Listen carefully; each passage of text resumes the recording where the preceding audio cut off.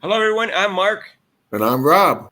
And today we're going to recap the game between the Indiana Fever and the Washington Mystics. The Indiana Fever lost 89-84. And welcome to Mark and Rob's Sports Showdown. If you haven't subscribed yet, please do so. We just hit 2,000 a couple days ago, and we're going for 3,000. Yeah, hit keep that it going. notification bell. When you do, it'll notify you of our next videos. So, Rob, a loss is a loss. A comeback's a great comeback, but a loss is a loss. It's unfortunate. And a lot of things happened, mostly bad coaching. What was your take, Rob? Yeah, I mean, just real quick, the coaching, she didn't have her team prepared for the team that they obviously should have won by over like 10, at least 10 points. The Mystics are a good team, but they didn't have some of their players still that would have mattered. But it shouldn't have been that close. They should have blown them out. And that's because the coach didn't have them ready. And then the first half, the defense was, like I said, on ball, swinging gate defense. It was horrible. It was horrible to watch. It was like, what is this? What's going on here? Clueless. Letting these other players, I guess, like we talked about, these other players come in, averaging maybe 2 or 3 points a game. And when they play the Fever, they come out and drop like 20 points on the Fever. So, right. And she's supposed to be a defensive coach specialist. So, but yeah, the overall play. But the main thing, Mark, was the fourth quarter. And I'm sure everybody was counting it out. The game was over, it was done. But one player just said, "Forget you, coach. I'm going to do my thing. This is who I am." And that was Caitlin Clark. And she put on a masterful Jordanesque type fourth quarter that Rob, wait. You're comparing her to Jordan. You can't do that. People get upset. I said Jordanesque. I'm okay with it, Rob. I think it's a fair comparison. In fact, let me give you some stats, Rob, for the fourth quarter. Let me just show you what she did in the fourth quarter. Yeah. You ready, Rob? I'm ready. 15 points.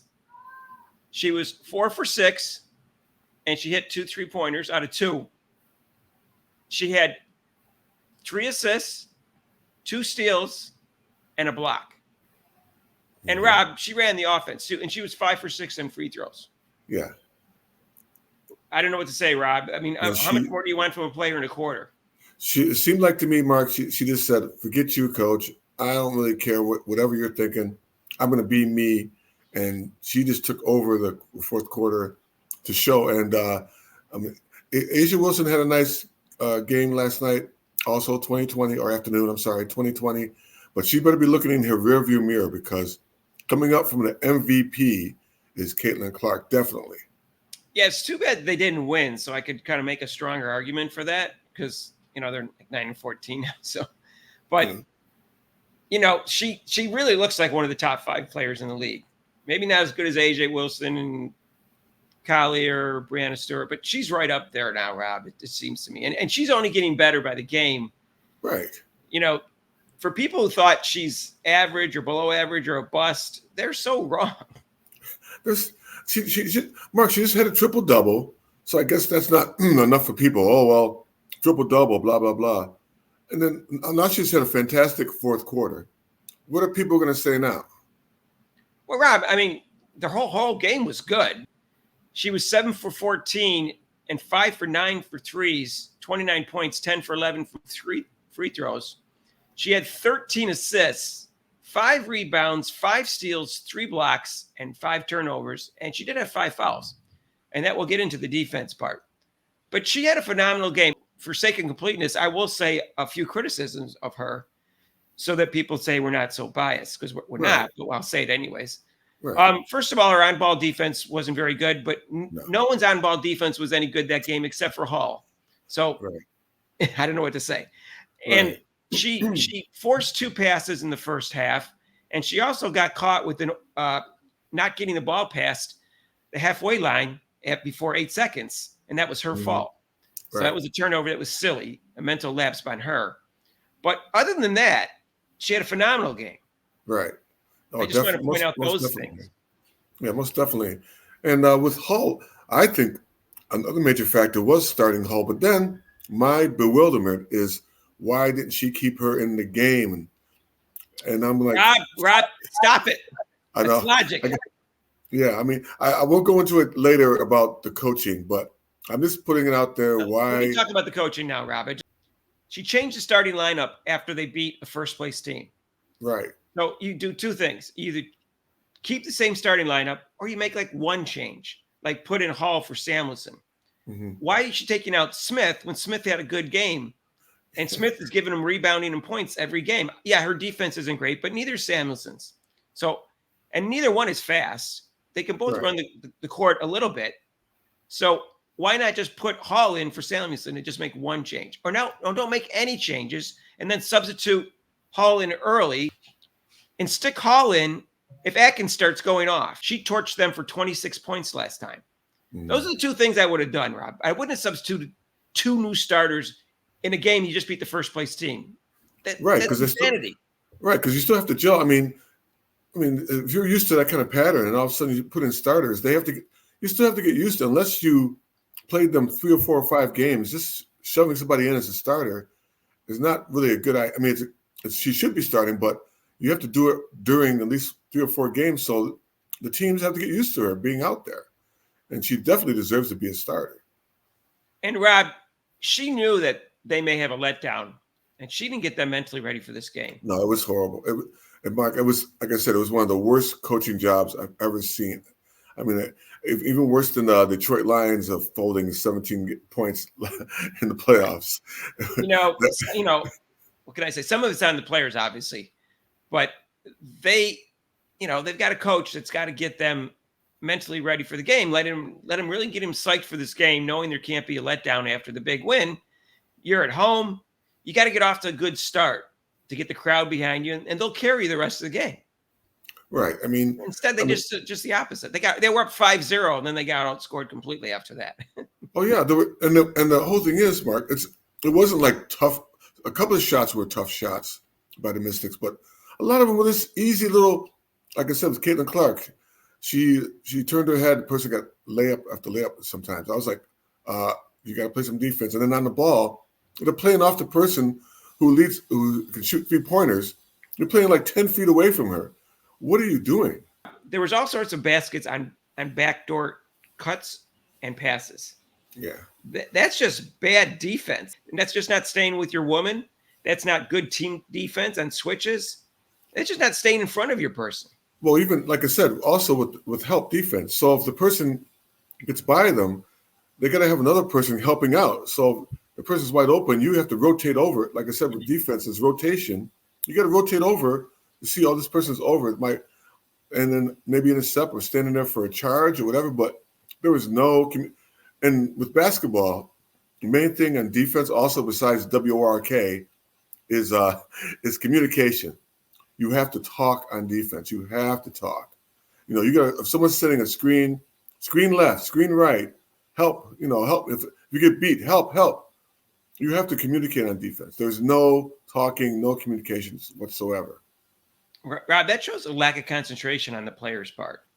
But You know what? She just needs to call timeouts earlier, too. She can't wait for them to have a 30-point run before he calls timeout. She doesn't seem to know when to call timeouts, which is mind-boggling. But, Rob, I don't know what to say. They played poorly for 3 quarters, and then they finally woke up in the 4th quarter because Caitlin Clark said, F this. Yeah, I don't want to lose against the Mystics at home. And she took over the game. But then in the 4th quarter, Rob, she's the one that was 2 for 2 in threes, and she's the one that was 5 for 9 in threes. And Mitchell was 0 for 8, and with 16 seconds left, it's obvious she drew up a play for Mitchell. Yeah, I saw that. I was like, "What are you doing? Why? Yeah, why? Why is she constantly not giving Clark the ball on these plays when she sets them up at the end of the game? Does she know that Clark hit 2 game winners in college at the buzzer? Does she know that? I mean, does she know what players are hot and not hot at the game right now? 0 for 8. Mitchell was 0 for 8. You don't set her up, you use her as a decoy. Mark, when I coached basketball, I had out of bounds play, and I won games. Won an AAU championship from one 3-pointer my player did. Another one was a girls basketball game, set a 3-pointer, and the girls sank the 3-pointer. They were both my 3-point shooters.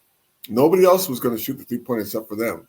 So for her to like say, okay, I was going to pick somebody else, even though they were pretty good. I'm picking my main person who can make the 3-pointer, and she was off. So why? Yeah, I was totally mystified. I'm going, what are you doing? Rob, I don't know what to say. Like, if her thinking is, well, they think Caitlin's going to take it, and I'm faking them out. No, they're not necessarily thinking Caitlin's going to take it, because when you drew up plays at the end of the game in previous games, you didn't give it Caitlin, so they have no idea who's going to get the ball. So give it to the hot person. Well, that's the whole thing, Mark. I mean, everyone knew Jordan's getting the ball. Everyone knew that Steph Curry's going to, if it's down by 2, Steph Curry's going to shoot the 3. Everybody knows that. So what you do, you have out of bounds plays, maybe a double, like I said, a double screen off the ball. Have her off the ball, have 2 people screen away from her. She pops out, you pass the ball to her right where she wants it, pivots, shoots, hits the 3. Either way, at least she knows how to square up. She knows how to square up to the basket. That's what I meant to say with her as far as shooting. She knows how to square up and plant her feet and shoot the 3 and shoot the ball. Mitchell, Mitchell's good. I mean, she can get streak. She's a streaky player though. But she was cold, so yeah. So that's not a good time to test out whether she's going to start to get hot. Rob, and Mitchell did another thing too. It was like there was about 1:21 left, and she gets the rebound. I think it could have been a jump ball, but she gets the rebound, and Clark is asking for the ball on the right-hand side of the court. Like, and let me set this up. Mitchell waves her off and says, give me a screen, and sets her up a screen and then forces a shot. It was just like, just give the ball to Clark. She'll get it back to you open if you just give her the ball. That was dumb of Mitchell. Clark had played so well all game and passed so well all game. Mitchell was stupid to do that at that time. No, let me bring it up and you set up me. No, she'll set you up. Get her the ball first, move around, and she'll set you up with another play. Yeah, she'll dribble. She'll penetrate dribble. You stand up on the 3-point line. She'll dish it out to you because you'll be open because people are going to converge on her. So, and again, and then when, like I said, with the designing up the play, if she was a true team player, Mitchell, she would have said, Coach, I'm not hot. Set up a play for Clark. If she was a true team player. Well, she's not a team player. No, Robert, the play I'm talking about, she dribbled it for like 7 seconds in the corner before she finally gives it to Clark, and they ended up with a bad busted play. It's just ridiculous because they could have won that game. The comeback could have worked. Yeah. Mitchell had not been selfish on that play. And if she had drawn a play up for Clark instead of for Mitchell, they had a shot at that game. Right. They did. Yeah, they did. And and then the defense, I would have doubled, this, get the ball out of Atkins' hand, the leading scorer. Get it out of her hands. The Mystics, when they called the timeout, who got the ball at the end? Their leading scorer. Well, Hall, she starts Hall, and Hall didn't get any points or assists or anything like that, but she was hustling on defense. She sits her the entire second quarter. You started her to cover Atkins. Keep her on Atkins. Don't take her out the entire second quarter. And then she finally puts her in the second half, and she plays great. Well, right. Yeah, after it's not about always scoring. Like I said, I was not a great scorer. I mean, I couldn't score, but I had other players on the team who could score. So my deal was when I came in the game off the bench, play defense, rebound, do what I have to do, whatever.